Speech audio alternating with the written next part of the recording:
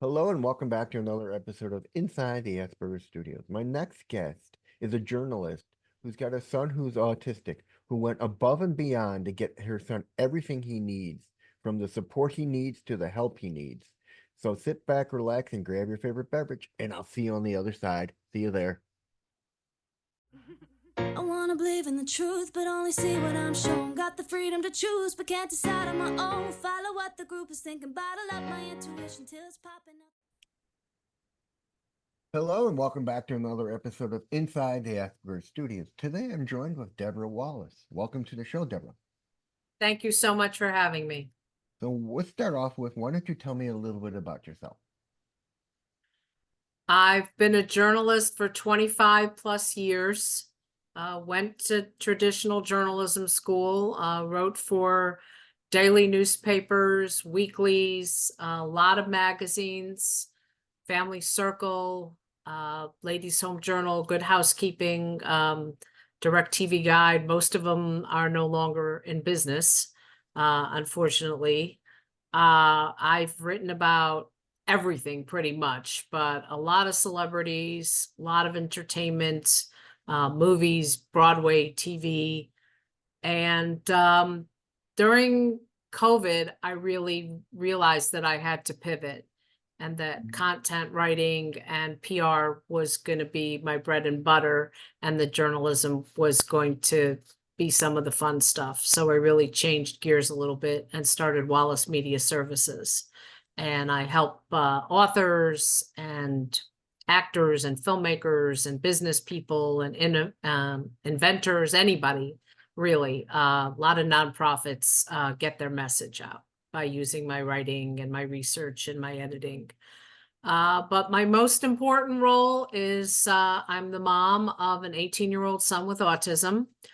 Adam is a senior in high school, looking to see what his path is going to be, and looking at community colleges and four-year colleges and trying to match his gifts and talents and shortcomings with local colleges in the Philadelphia area.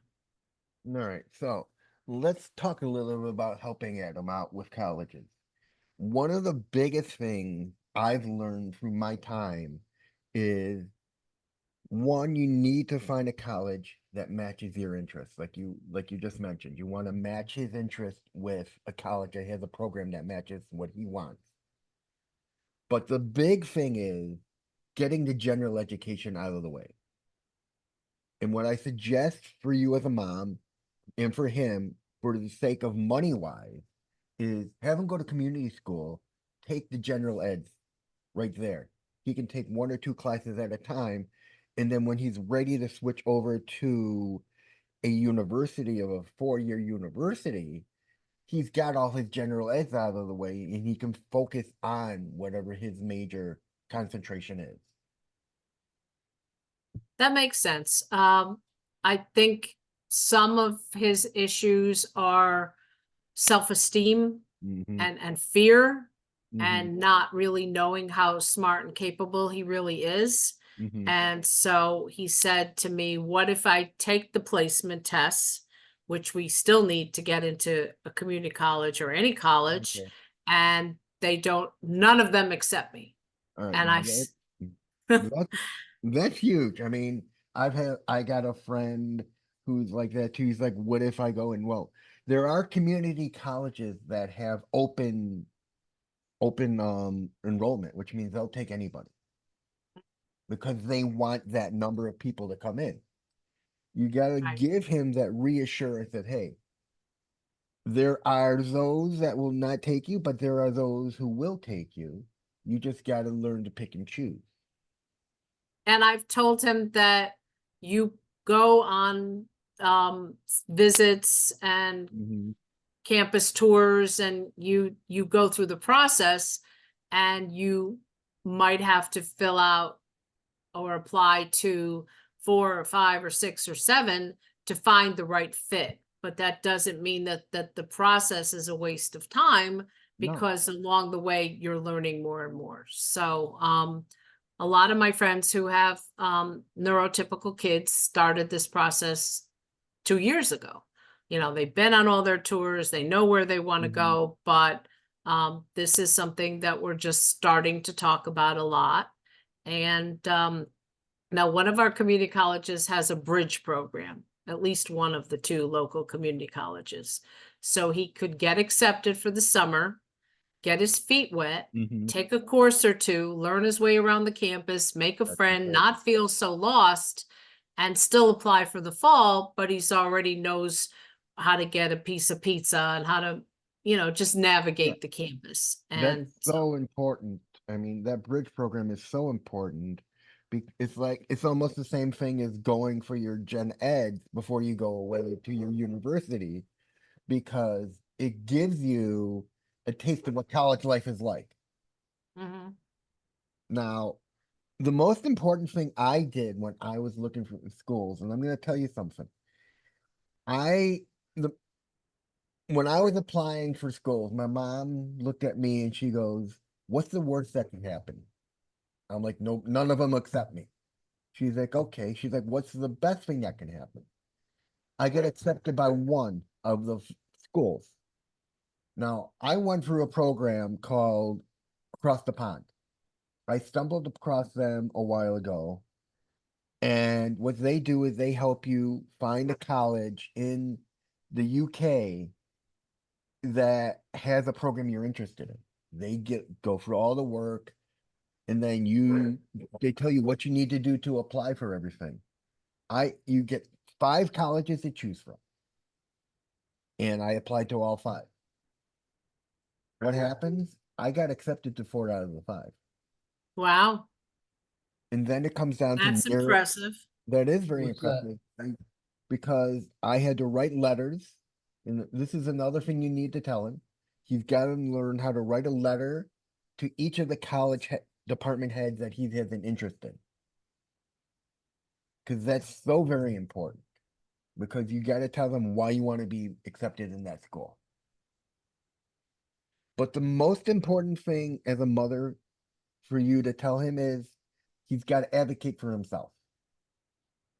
Because if he goes away to college, he's got to learn to speak up and say, "Hey, I don't understand this material. Can you help me?" Right. Well, right now we're looking at local only. He's not comfortable going away, All right. and that's fine. We have a couple community colleges, but they're feeder schools. So he could go to Bucks County Community College, for example, and then do the 2 years and then go to Penn State, or he could go to the local Penn State campus. So he's really been probably protected and pampered more than I should have. I'm a single mom. I was a widow starting when he was 6. So I've been doing this myself. It's And tough. he's an only child, and he's got those sweet little puppy eyes, you know, that manipulates me. But we've started the process with the help of the high school and with the help of some of the people in our community and our team. He has a really good resume. He started his first job through the Office of Vocational Rehab. They gave him 90 hours of paid work on a farm and sanctuary that he chose. He's still going to that. He loves animals. He knows why he wants to work in the animal field or the vet tech field. That's his happy place. So the first essay that he wrote as a practice essay for potential colleges was what it feels like when he smells the air and the different seasons, and he plays with the piglets. And we do a lot of projects together. So while the world wants to focus on the challenges and the difficulties and the no's and all the things that he can't do and the naysayers, we focus on the fact that he's very clever and very bright, and just takes a deep dive about any scientific subject, anthropology, wild animals, domestic Mhm. animals, farm life, and the solar system, whatever it is. Mhm. If you ask him a question, he could answer 300. And in third grade, he was correcting the teacher when they did the dinosaur curriculum. He knew more about dinosaurs than this teacher would ever have considered. So, and I know that he has to be well-rounded. I know he needs the liberal arts education in order to move forward.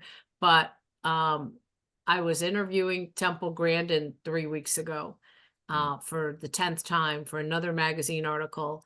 And she said it's so important for typical kids and kids with autism and other special needs and adults to find that passion, to find that thing that defines them, that they love, that makes them jump out of bed in the morning, and then cultivate that. And you don't know any of that until you're exposed to it. So, the farm job could have been a flop if he didn't like it. And I've explained to him that every job kind of comes with its baggage, Mhm. and some things are better than others. But if you love 70, 80, 90% of what you do, then you've hit a home run. Mhm. And so, and I'm going to keep helping him find internships, volunteer opportunities, paid opportunities at the local veterinary office, at the SPCA, at a doggy stay and play. I want to expose him to as much animal type of environments to see, does he really want to work at a farm? Does he want to Right. work at a vet's office? Mhm. And I bought him a Groupon the other day. In a month, we're going to Lancaster, Pennsylvania, which is about an hour and a half from my house, and we're spending the day on a dairy farm. And they show you the whole operation. You get ice cream, you get milk at the end. And if that's what he wants to do with his life, like you said, he might have to go a little slower, take a couple courses at a Mhm. time, get the prerequisites out of the way. But if his goal is to go to Del Valle University, a 4-year school, and do the veterinary program, big animals, small animals, whatever, I will do everything in my power to help him get there. I mean, that's my superpower. I've Mhm. always been a very tenacious person. The minute somebody told me I couldn't write for a certain publication, I couldn't get a cover story, I couldn't get a celebrity interview, I just kept going and going until either they said, go away, we don't want to talk to you anymore, or I was successful. And for the most part, I was successful. So, One of one of the most important things I can tell you when you're looking for schools, call them or go through their websites, look for their disability department, find their email address, and say, "Hello, my name is so and so. I have a son who is autistic. What can you offer as support?" mm, And this is what I did, is because I did everything on my own. My parents had no idea what was going on. My mom was the only one that knew I was applying for schools across the ocean, and I just decided I need to contact the disability department of the school I want to go to. I emailed them and I said, "Hi, my name is Reed. I am planning to go to your school. I am autistic. I have ADHD. I'm also dyslexic. What can you offer me in services?" And they came back with, "Hi, Reed. Nice to meet you. We can offer on-kind testing. We have recorded lectures, note takers. These are just some of the things we can offer you." But one of the best things that happened to me is my disability advisor contacted me once a week, a month before I left, just to get me up to speed, and then we continued on through the year. that's wonderful. I did a couple stories for local suburban Philly parenting magazines and general interest magazines, where I called Rutgers and I called Temple and I called Drexel, and it's starting to change. But when I did that story 5 years ago, the Office of Disabilities weren't offering a whole lot of anything. Yeah. They had one, and I felt like if you were blind or deaf or in a wheelchair, they had kind of made their accommodations. but autism was still kind of new to them. It is changing. It's definitely changing. I know that from a fact from just my own self. When we originally applied for Social Security for me, it was just autism was a new thing to the state of Illinois. And they said, oh, he's capable. They sent us back a letter saying, you're capable of menial labor.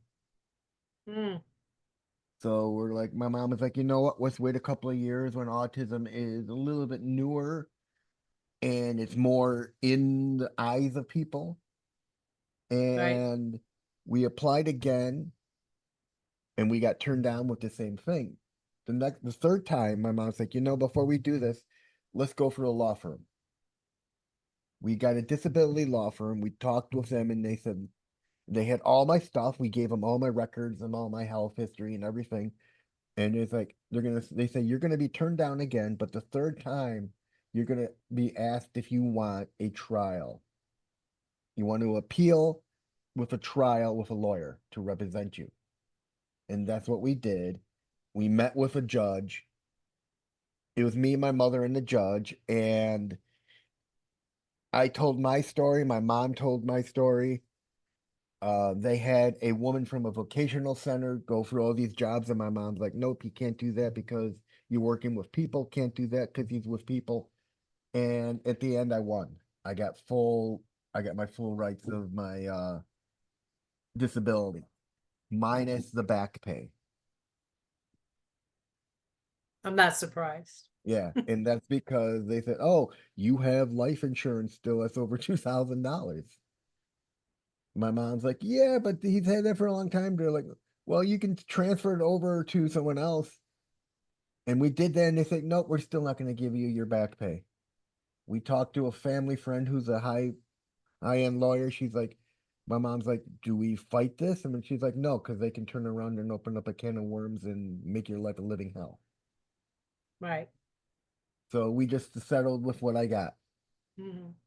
When Adam was young, he wasn't ready for kindergarten, which is Mhm. why he's 18 and a senior in high school. And so I hired a lawyer and I sued the school district for an extra year of private kindergarten. He was going to preschool on a farm. That's where he started taking care of horses and sheep and chickens and loving the animals. And I fought them. And at the end, when they settled, they took away all the back money that we were owed for driving him for a year and a half and not being compensated for it, and took away all the bells and whistles. But I won him an extra year of private kindergarten with camp, and he was happy there. And by that time, my local school district, which is a top one in Pennsylvania, for neurotypical kids and the gifted and talented, didn't have a life skills or an autism support class at that point.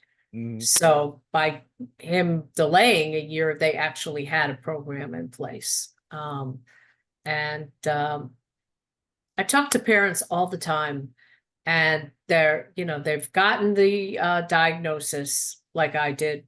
He's 2.5, 3 years old. They know there's a speech delay. They know that there's a developmental delay. They know they're just not hitting all the marks they're not supposed to. And sometimes I hear from a grandparent or a neighbor or a friend, and the parents are in denial. Yeah. You know, the dad has walked out, the mom is alone, she's got other kids, and this one is a puzzle, and it's just easier to put it on the back burner. And I say to her, I don't know you. You've come to me through the school or the camp or, some autism support group. Denial and delay are your enemies. Mm-hmm. The first thing you need to do if there's a speech issue is find the best speech therapy that you can get. And if my late husband, God love him, said, if it's not working in a couple sessions, you can give it 3, 4, 5, 6. It's not going to magically work in 6 months or a year. Move on. I don't care what the credentials are. The person could have 7 PhDs. they're just not reaching my kid. And the one game changer for Adam was finding a local speech therapist who had a house with all kinds of toys and trains. We used Chicken Little and Thomas the Train and every Disney character you could imagine. And she was able to get through to him. And every time we made strides, he would get ear infections. Right. And then he couldn't hear. And then I would say to her, Shelley, I'm going to have a nervous breakdown. We just made so much progress. He's speaking in short sentences. He's asking for his apple juice. What are we going to do? And she said, you know, he had 3 sets of tubes. He had a lot of fevers. And she said, it's all there. He's retaining it and it'll come back after, you know, you get the next set of tubes and stuff. But none of this is for the weak of heart. Your mother can say that. I mean, for the triumphs are big and you want to shout them from the rooftops, but the challenges are also big. And my other big piece of advice to parents starting this journey or in the middle of this journey is, if you're going to apply for services, speech therapy, physical therapy, behavior therapy, any type of therapy, don't be timid, because you're not going to get the 20 hours that you want or the 30 hours you want. So ask for the moon and hope that they don't cut you, because it's so much easier to say, you know what, I really didn't need all 30 hours. Let's go down a little bit. They don't like to go up. Once they gave you the 10 or the 15, you're good. You're not doubling that. So I always asked for the moon and used it and fought for it. And when they said that he didn't need it anymore, I wanted to know why and how and see if I really believed it.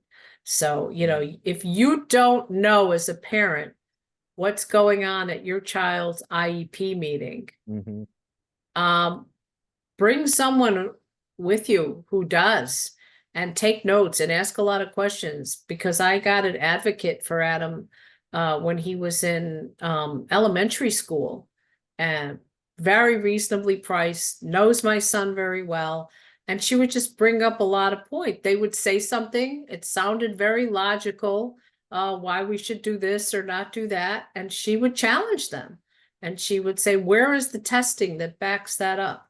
How do we know this, that he's at a certain level? I made them do a comprehension test. He was reading way, way below grade level.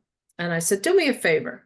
Next time you give him a comprehension test, do it twice. Do your test the way you do. And then the second test, add some animals, farm questions, Disney questions, anything that he's aware of, and tell me what the difference is. It was a 30% increase on something that he cared about, that he was interested in, he knew about. And I said, you know, I rest my case. I mean, that's interesting, because I had interviewed Dr. Grandin as well. And one of the questions I asked her is, what do you say when people say that those of us who are autistic lack empathy? And she's like, that's totally wrong. How can you lack empathy when you have people out there who are so focused on what they're doing, they do it right. It's because they care about what they're doing. And this is why we do have empathy, is because we care so much about what we focus on, our special interest is how we show it. And she's right. Oh, Adam, that is one of Adam's superpowers. If he saw somebody with a bandage or his arm in a sling and he didn't see them for 6 months or 3 years, the first thing he would say, how are you feeling? How was your therapy? Are you better? Is there something I could do to help you? He's a very, very kind, sensitive, and empathetic person. And I'm hoping that that empathy doesn't get in the way of him working with animals, because he may be so upset to see them in pain, even though he's helping them, that it kind of dissuades him. But Oh, he is just the first person to ask how somebody's doing and remember that they had a problem or a medical condition. Yeah, you're So, definitely right about that. so when was he diagnosed with autism? Mm, it took a while because the children's hospitals in my area had a backlog and then they wouldn't take them after they were 3. I knew when he was about 1.5, the language just started to slow down and the milestones weren't being met, but he actually got a formal diagnosis from a developmental pediatrician at about 3.5. But I would say his regular pediatrician and I were pretty short at age 2. So you would say And it was pretty hard to get him tested then. was hard to get him tested. There aren't very many developmental pediatricians. I tried to take him to my neurologist who I was seeing who could do it, but his practice didn't allow him to treat anybody under the age of 8 or 10 or whatever. He just didn't work with children. Mm. So we had to go from Pennsylvania to New Jersey, but I remember calling all the children's hospitals in my area and them saying that they had programs, but there was like a 3-year wait and that you couldn't even go if the child was already 3 or 4 years old. I remember laughing, saying, yeah, he's going to be 3.5. He's a grandpa now. He's way too old for your program. But just the perseverance and, every time I talk to the school, they tell me why we can't do what he wants to do and why that program won't accommodate that and why he has to be, a round peg in a round hole instead of a round peg in a square hole. And, the naysayers, even people who love us and want the best for us, it's so easy for them to find the problems and the holes. The school that he goes to right now, nobody in their autism support class has ever graduated from a 2 or 4-year college. Mm. Nobody. They've gone to a technical school, Mhm. and they might have taken a class or 2 at a community college, but nobody's gotten a diploma. So the first thing I said during my IEP meeting when I heard that was, shame on you. What are you doing wrong? Not what is the student doing wrong? What are you doing wrong that you're not encouraging them and trying to help them and see if this is what they want? But so Adam's likely going to be the first because he's very motivated. And one of my sisters is a PhD. And I have a bachelor's degree in journalism, but I told him that my life as a journalist and a content writer and a publicist is basically homework. Mhm. Homework, deadlines. I'm constantly writing, reading, viewing things, reading books, reading articles, reading manuscripts, and I don't see him following in my footsteps, but we're also talking about if the vet tech program doesn't work for him, even after community college, what are the other issues that he and passions and interests he has so that we can segue. I don't want him to graduate with a liberal arts degree and say, here I am, and go work at the local grocery store, even though there's nothing wrong with that. Like you said, you weren't cut out for the vocational types of work that they were throwing your way, and he really isn't either. No, I mean, people need to realize we have our special talents, and those talents are what we're good at. And if you're gonna sit there and throw us in a place that we have no interest in, it's gonna be hard because especially if you also got ADHD. How do you find interest in something you have no interest in? You really don't. And right now, even as a senior in high school, I'm looking at the books that they're reading. He prefers nonfiction. He prefers nonfiction to fiction. And in English class, they tend to focus a lot more on fiction. He can't really, he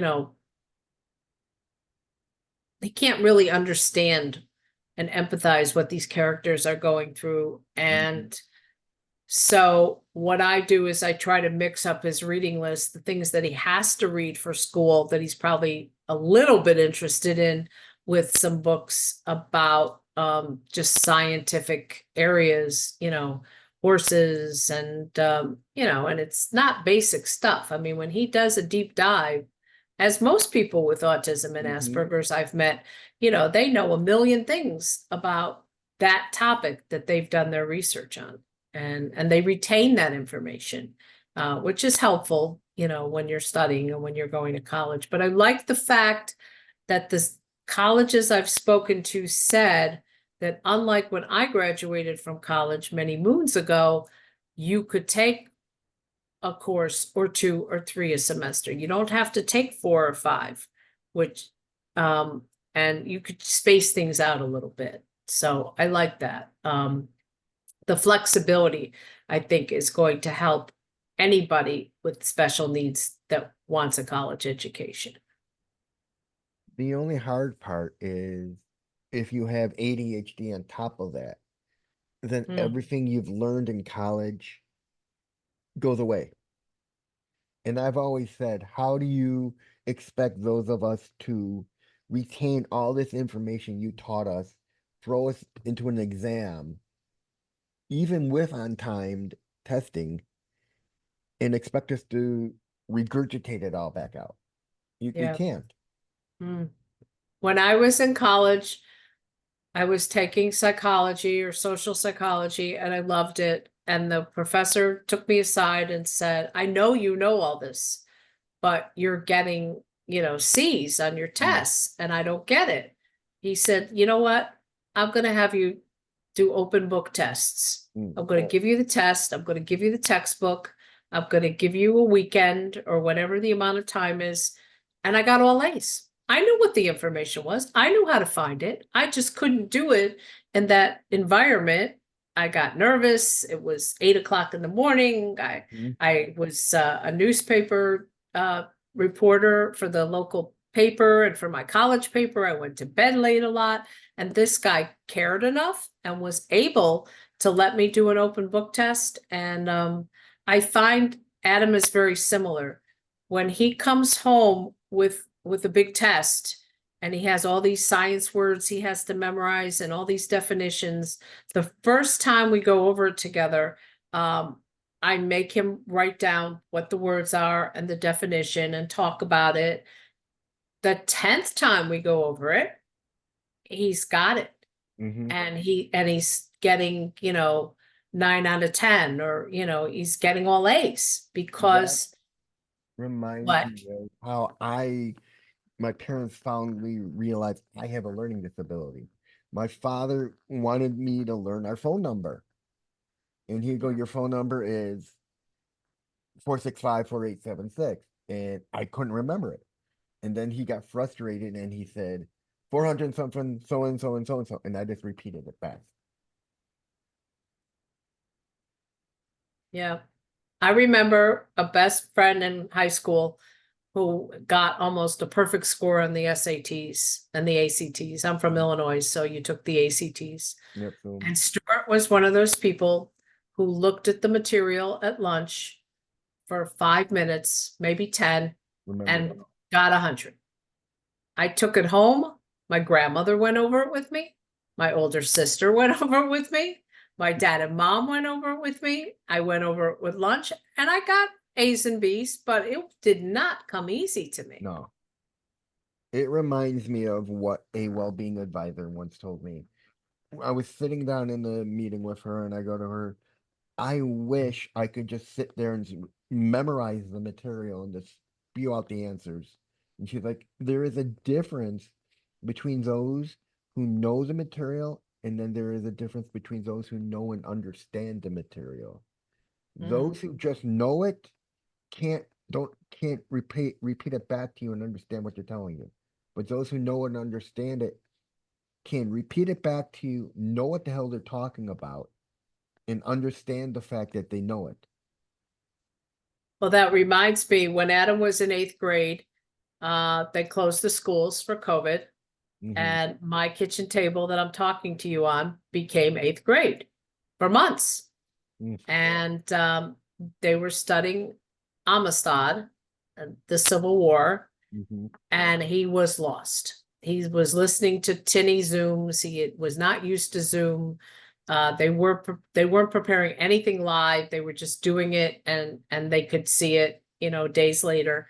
And I said, okay, I'm not a teacher, but I know how to captivate him. So I put on movies, Amistad and Harriet, and things that he could relate to. We watched the movies. We took notes together, both of us, and we read the passages. And after a couple times of teaching him that way, he understood what we were talking about. And I related it to his own world, that here's people who are being discriminated against. Would you like it if you walked into a store and they said, I'm not going to sell you your milk or your candy or whatever you want because you have brown eyes or you have blonde hair or whatever reason? And he said, no. And I said, well, that's how these people were treated, just because of the color of their skin. So I found something that he could relate to. I explained what prejudice and being judgmental. And, some people are much more visual learners, as Temple probably told you. And some people do much better, with a workbook and to be able to see what, write everything down. And like I said, when we do the homework, the 3rd or 4th or 5th time, we take notes, or he starts taking notes. By the time he gets on the bus for the day of the test, I know that he's going to get 8 or 9 out of 10 right. And, but not understanding an individualized education plan, an IEP, needs to be that. It can't just be this cookie cutter. Well, this is what we do for all people with autism, or all people with learning disabilities, or all people with dyslexia. It has to be individual enough to notice that if this person can't respond to a tinny video or a tinny Zoom. And I said that to his science teacher last week during open house. Please send home any physical books so that I can look at them. We can look at them together. He has a reading comprehension tutor. They can go over it. So that's my other piece of advice. Front load anything that your kid wants to do, instead of saying, he doesn't fit the requirements and he's not going to be able to do this. And, there's this problem. I really don't let anything stop me. I mean, you tell me that there's a trip to Japan and it's $10,000. If he really wants to go, I will make sure that he's got that independence level, and I'll start a GoFundMe if I have to. I mean, that's kind of the power of moms. Yep. We just make things that happen. I can't believe you went to school in England. I love, love, love, love England.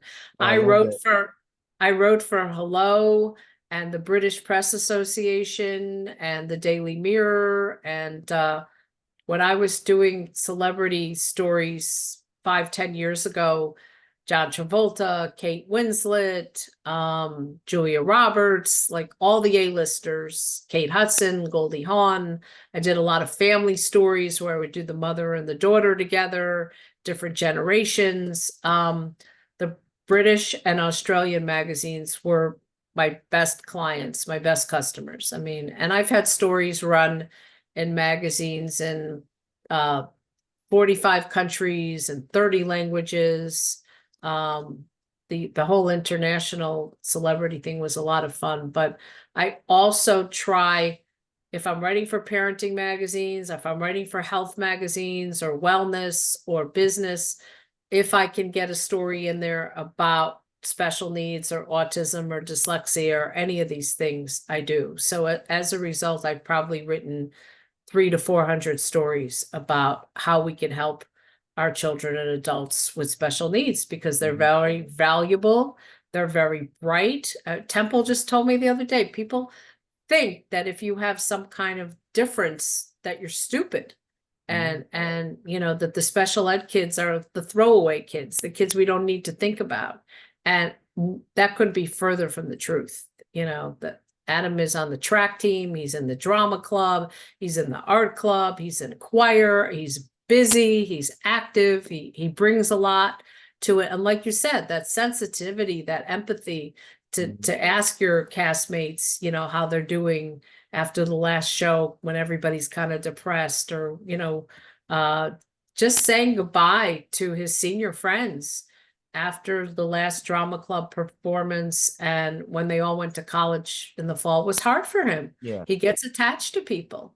And he's already told the farm when his hours are up in 6 weeks that if they don't have a paid position for him, he'll go back to volunteering on the weekends or whatever with me or with a friend or whatever, because, you know, I always feel like when somebody loves my child, loves me, loves what we're doing, we become family, we become a community, and we help each other. And so if I'm having a fundraiser for the local Autism Cures Foundation, or I'm, you know, doing a walk for breast cancer or heart disease or diabetes or anything, our core group of people want to be there for me, want to be there for Adam. And I just am so excited about graduation and graduation party. And he wants to go to Disney as a special trip. Just loves Disney, loves Pixar, knows all the movies, knows all the characters, and probably a little more affordable than Japan. But if that's Actually, what you no. want, Disney is a fortune. Nowadays, Disney is very I know. expensive. Me and my friend were just joking around. We're like, is going to Disney more or less than it would be going to Europe? And we're like, it's a lot more than going to Europe. Yeah, I hear you. But But he does a lot of chores, and he Mhm. can start getting his money together, and hopefully by graduation time, he'll be able to do it. You tell him he's got a friend in me. I will. You both are more, you will both are all welcome to come out here to Chicago anytime you want. That's where I'm from. Wow.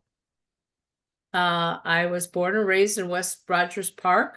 Holy shit. So I was born and raised in West Rogers Park as well. Two in I California.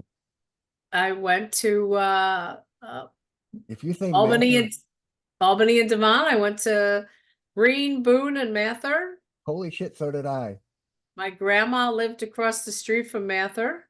I went to Mather High School, Rogers Grammar School. I went to summer school. We did summer grammar school was in Boone, I think, not at Rogers. Yeah. I live right down the school from Rogers Park. Mm. Took the 93 California bus or the 97 to Mather. Wow. I don't know if you like hot dogs, but I think the food in Loopy? Chicago is the best of Yes, any place that I've traveled the world. yes. Chicago's the best hot dog place in the world. Yeah. And we had our favorite foods for everything.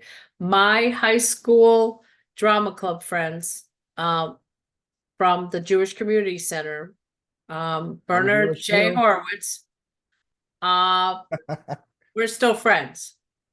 That friend Stuart that I was mentioning, the genius, we're still Facebook friends, and we all were in the theater group together, and we all get together on Facebook. I went to Chicago a few years ago for an NBC event, a junket, and we all got together for dinner in Old Town. And when people say, "Where are you from?" I say, well, I was born and raised in Chicago. I went to college in Massachusetts. I worked in Washington, D.C. And Boston. And I went to Florida for 20 years, where I met my husband, and then we moved to Philly. So that's a very long answer, but I still consider Chicago my home, even though I don't have relatives there anymore. Great city. What are some of the challenges of raising Adam? What are the challenges? It's just for every good thing to celebrate, you know, it's difficult. There's the naysayers. I've been paying for a reading comprehension tutor for 5, 6 years. And she gives me a good price and she's amazing, but it's something that the school district should have provided or paid for years ago. And that's the one I just said, I knew I needed it. I was tired of fighting it. I didn't want to sue anybody anymore. So, he's very stubborn, which he takes after both me and my late husband. And the fears get in his way. So I thought he was going to want to drive, and we were going to, they don't have driver's ed in the schools anymore. You have to do the private stuff, but I was ready and I was going to get him a nice secondhand car.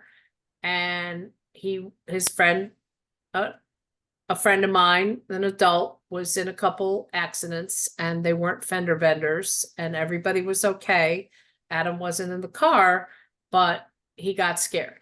So for now, he doesn't want to drive. Now he's lucky that there's Ubers and people do give him rides and stuff like that. But once that fear kind of gets into his head, it's hard to get it out. Although he still hasn't been on a plane. And he, because the time we went to Disney, we drove because we're crazy people, 19 hours from Philly. But if he wants to go back, and he does, he is going to get on a plane for the first time. And we are going to get the TSA approval so he doesn't have to take all his shoes off and all that stuff. You want to get him the global entry pass. Okay. That's what me and my brother, my mother, all of us have. That will get you through security. You show them that. It's like $100, quick screen interviewing, and it gets you right through security. You don't have to take shoes or anything off. You show it to them, and boom, you're in. You're at gate 1, 2, 3, like that. Definitely, but I also might take him to the airport a couple weeks before and have him walk around and just get more comfortable, because when things are familiar, they're more comfortable. When something is new, it's scary. And we do that a lot. You know, Temple Grandin loves to do what she calls the pilot's checklist. Let's make a list of everything this task is going to involve. And it's not so overwhelming. And as we do each piece of it, we make a little checklist next to it. And I think because when it comes to applying for colleges or the vocational stuff, if people start talking at him and saying, we got to do this and this and this deadline, he's just going to get overwhelmed. Yes. So you have to break things down. I know that feeling all too well. When I went away, I had my first meltdown at the airport because the guy behind the desk told my parents I can only have one adult with me. And they were trying to be as polite and nice as possible. They said it's because of 9/11, things have changed. And all of a sudden I went into tears. I didn't know what was going on. And finally my dad said his mother will go with him. And the guy said, you know, there's also a glass gate that you can sit on the other side. There's a security guard there with a revolving door. So we went, my dad sat on the other side. And my dad had no idea what was going on. I had no idea. And my mom had no idea. They knew I was autistic, but we didn't know about meltdowns and all that. And then the minute the gate call went up, it's like a switch flipped in my head and I was back to normal.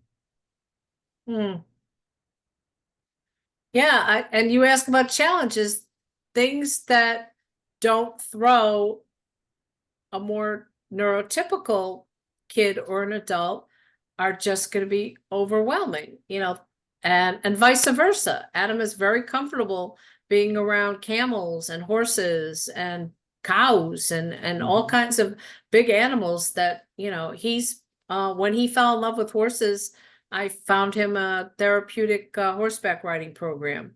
And he did it for 5 years. They taught him how to groom the horses, how to feed them, They had horse shows. They won all kinds of ribbons. Every week he looked forward to it. He made friends with the ponies and everything. I've never been on a horse. They're big and they're scary. And as he got bigger, the horses got bigger. They weren't tiny little horses or ponies.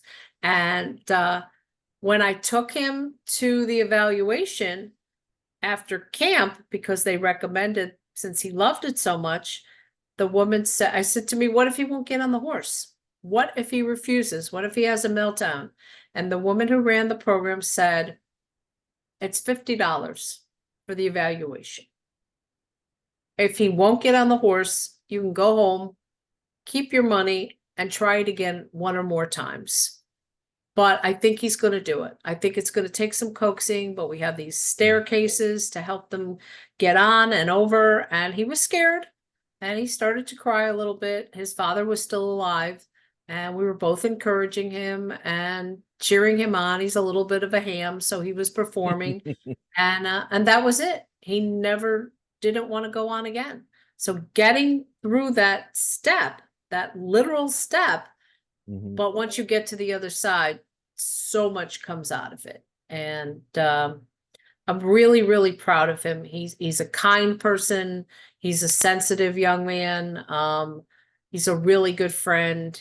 And I believe that everybody, I don't care, dyslexia, autism, no issues, has something worthwhile to give to their community and to their country and to their vocation. And the book that I want to write, and it's been mulling around in my head, is called Underestimated. And I want to take a bit of Temple Grandin's story and Henry Winkler and some of the other amazing people that I have met who were told as children and even adults, forget it. You don't have what it takes. You know, you don't fit into the little boxes and, you know, don't even try. And we all have difficulties with different things and we're all good at different things.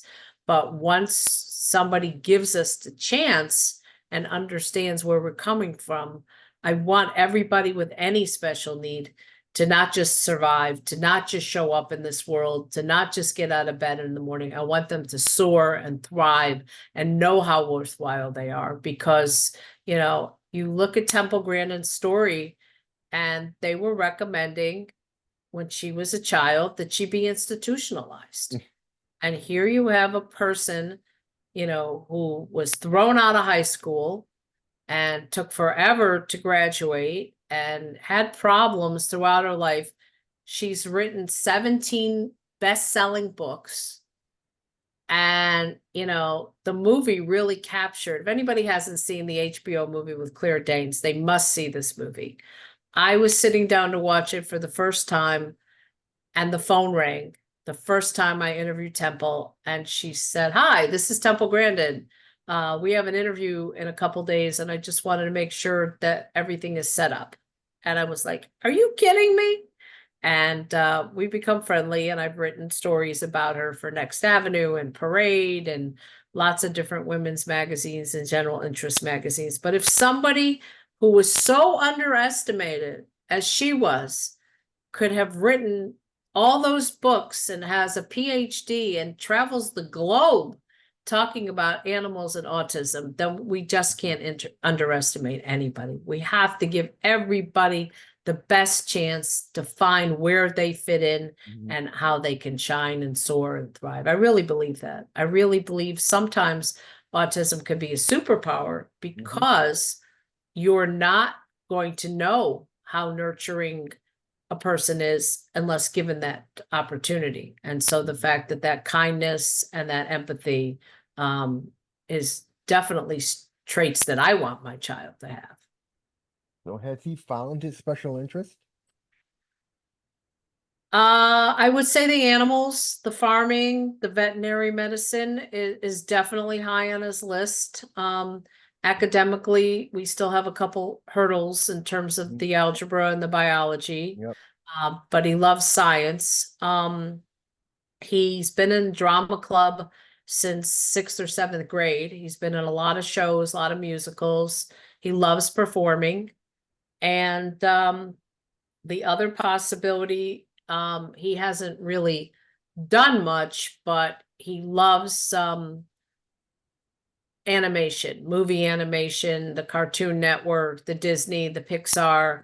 I know there's a program in LA specifically for teens and young adults with autism where they live on campus, and it's a 3-year program, and they teach you everything you need to know about doing animation for movies, and the employment rate at Disney and Pixar and Blue Sky and all these companies, Cartoon Network is like 70 to 80%. So I don't know that that path is there right now, but I would say the animals is probably the biggest passion, working at the farm and being with the animals and wanting to nurture them is the thing that really brings him to life. He can't wait to go on a safari. I've told him that's a really expensive vacation too, but Have him watch shows like Dr. Pole, Dr. Jeff, Dr. Oakley. They are all okay, into like big and small animals, okay, and they're great vet shows. I mean, Dr. Poe really cares for the animals. He deals with big and small, farm okay, animals especially. okay, Dr. Jeff deals in all animals. Dr. Oakley's out of Alaska, and she deals with animals big and small as well. And he'll get an okay. idea of what it's like. Okay, yeah. I know he watches a lot of YouTube videos, which a lot of his teenage friends do, and a lot of them are either animation, obscure Mhm. TV shows, streaming shows, and but he does watch a lot of animal shows, and he enjoys that. How hard has it been for him to make friends? He's very social. Um, what he has a lot of friends, but that piece of calling somebody or texting him and saying, do you want to go to the movies on Saturday doesn't come naturally to him. And the follow-up that you need in a social situation doesn't come naturally. So in drama club, for example, he had 2 or 3 or 4 people out of 20 or 30 who sought him out, who were very accepting, who had it. And if he went on a tangent and only wanted to talk about wild animals or some video that he saw and or dinosaurs or whatever, they were very patient about it. That's So good. the problem is some of the neurotypical kids who don't want to make the time for it. Mhm. Have you Um, started to see the world differently through his eyes? oh, absolutely. I see people, I'm much more patient, I think, with people. I've gotten to know a lot of his friends who have a variety of different difficulties. Um, I see that we tend to um, jump to conclusions a lot. We judge people.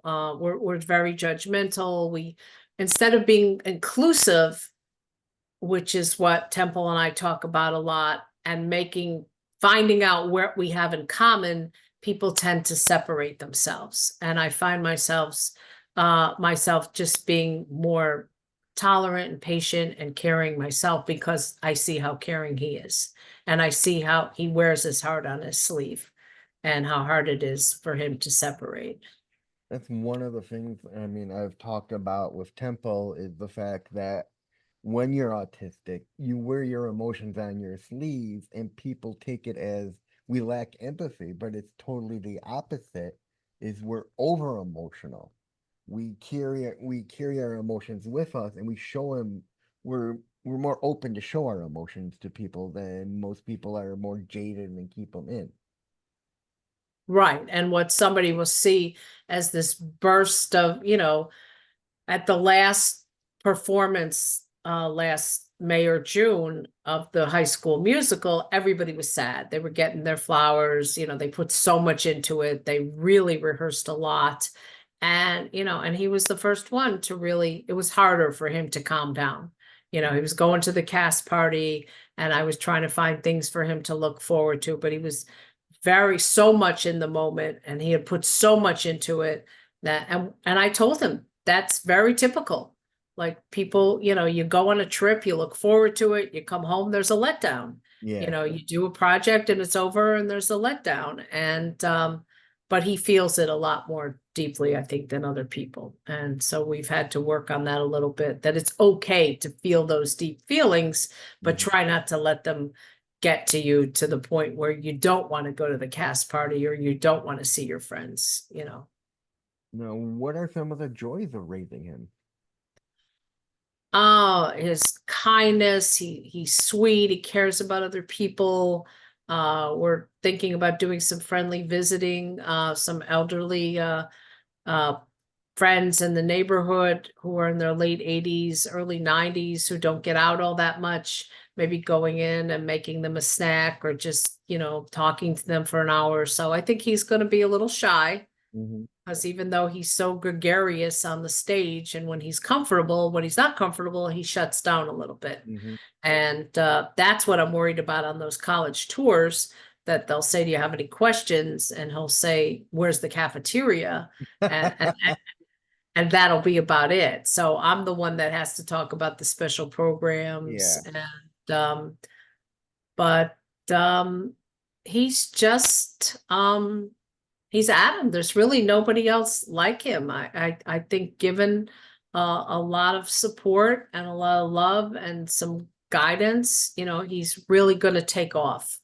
And whatever he does, it's almost like I feel like we have to prove to the world how valid he is. But we write children's books. We don't really write them down. We just do like these audio books. And I would really like to get one published, either self-publish or another type of publisher, because I think the more he does, and I'd love to have him do a podcast like this at some point when he's comfortable. But the more he does, he was on CNN.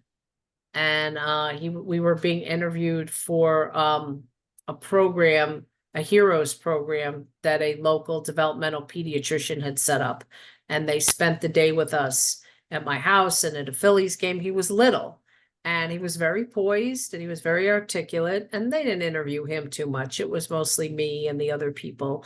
But he really, we're walking through the Phillies game and we've got 5 cameras on us and all these people, and people are like, who is this kid? And we both said in unison, he's a rock star.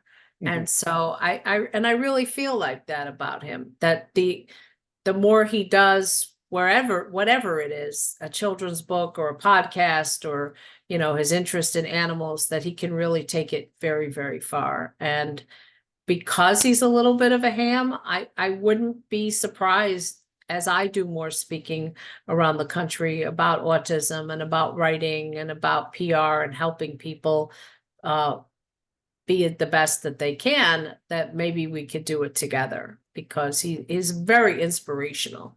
And I think he could motivate people. He's just really a joy. Most of the teachers, the choir teacher, anybody where he has interest in the subject just says, he's just such a sweet kid and a little lamb, and they love being with him. And I feel the same way. Now, does he have any sensory issues at all?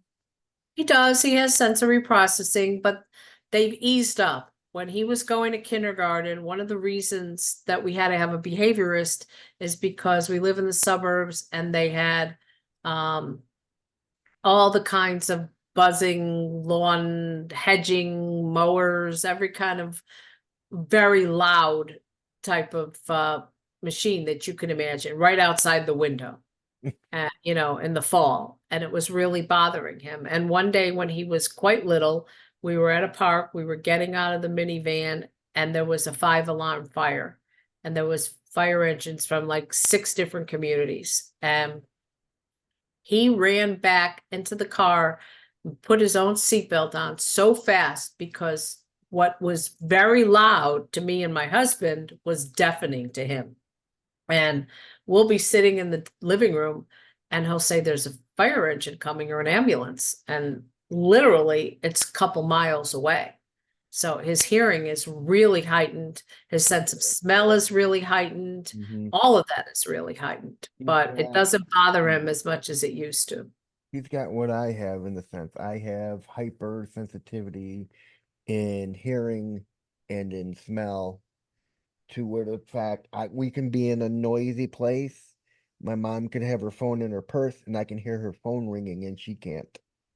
Yeah, yeah, no, that they hear, he's got 20/20 vision. I mean, most of his senses are really acute. And he's never worn like noise canceling headphones, but I do carry cotton with me so that if we're in a crowd or in a mall or something and I can put a little bit in each ear, it does tone it down a little bit. So from the time he was little, I had my mom bag.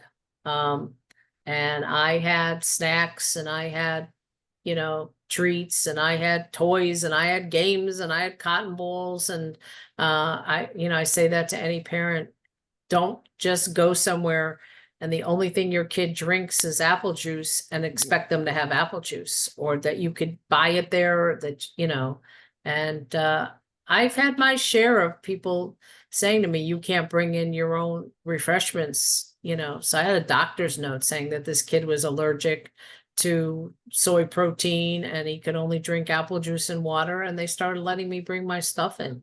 So, I'm not much of a rule person unless the rule makes a lot of sense. And if there's got to be exceptions, and our kids really need those exceptions. Mhm. So you've talked with Dr. Grandin. Who else would you say would be one of your favorite interviews, celebrity wise?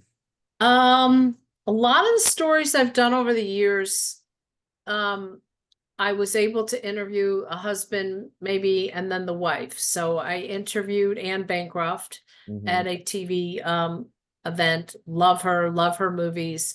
And then I was at the Tony Awards when Mel Brooks won for the producers. And I was waiting my turn for Family Circle and Rolling Stone and NBC, and all the big guys were there. And I said, Mr. Brooks, I'd like to talk to you for a few minutes. He said, I'll be there in a minute.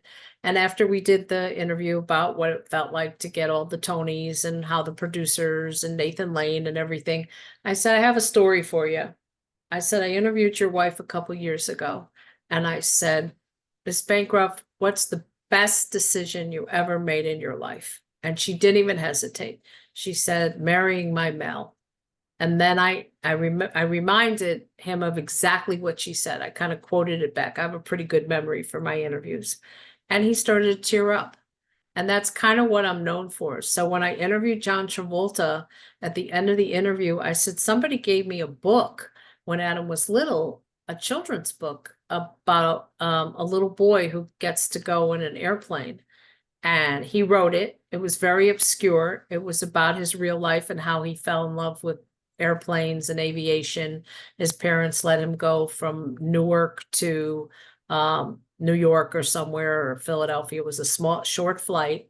And then I said, I interviewed your sister Anne and your brother Joey a long time ago, and they told me about the dance studio that your mother ran and how you were the baby and you were kind of the favorite. And I just retold all these stories to him.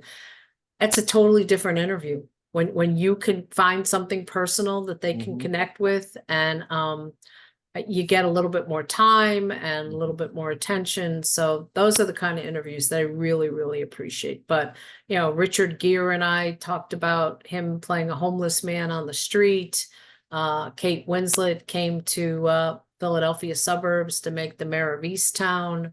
I like to talk about the project, but I also like to talk about the nonprofit or the charity or the family member or some way that we can make the world a better place. When I became a writer, from the time I was in 6th grade and I knew I wanted to be a writer, I said I want to use whatever abilities I have to make the world a better place. And when autism fell into my lap, that became my passion. I've raised a lot of money for local autism events, and I don't think it's my passion for that and Adam is ever going to wane. I mean, I'm a mom after all. One of my favorite interviews I had for my second show, which is, I'm pretty sure you were aware of it, it's called Inside the Actor Studio, Mm-hmm. was I had the woman who played Xena the Warrior's princess's daughter. Nice. And I pursued her because I loved the whole story arc of that. And she was impressed that I was able to remember so much of that whole story arc. And she was like, you remember that side of it. I remember the other side of it, the actors, what's going on, things happening behind the scenes. So she was kind of impressed with all that. Nice. Nice. Yeah, I've done a lot of different business people, politicians. I went to Israel at the guest of Ben Gurion University, and I've interviewed a lot of presidents on both parties. And early in my career, I covered the Securities and Exchange Commission, the Education Department, the White House a little bit. Yeah, I've gotten to write about a lot of interesting people. And So, what advice do you have for parents raising their kids who are on the spectrum? front load everything. Get as much therapy and support and respite and self-care for yourself and for your child. It's hard. There's days where you just want to go in your room and close the door and say, I want things to be easier. I want things to be easier for my son. I don't want him to feel all these problems or feel different. And you just have to take a break once in a while and find your village. I had a best friend named Anne who passed a few years ago, and she loved the theater, and I write about entertainment, and she loved Adam, and she had a dog and a cat that Adam adored, and she would go with us on a lot of outings. So I had an extra adult there for me and just a major support. Find your people. If they don't, if the world or the community or the school or the teacher or the guidance counselor doesn't accept your child, find something else. Make it the best situation you possibly could be. And the people that love us will be there forever. And we love them and we care for them. And the others can take a hike. And finally, where can people find out more about you and what you do? They can go to my website. Well, they can email me at Debroah Wallace at verizon.net. And my website is sitting with the stars at godaddysites.com. And they can also find me at Wallace Media Services on Facebook. And I have a Parade author page, and they can Google me. But if they want to get in touch, email me at Debroah Wallace at verizon.net. DeBraWallace at verizon.net. And that's it, ladies and gentlemen. I'm Reed Miles. That was Debroah Wallace, and I'll see you in the next one. Thank you, Debra. Thank you. It was a pleasure.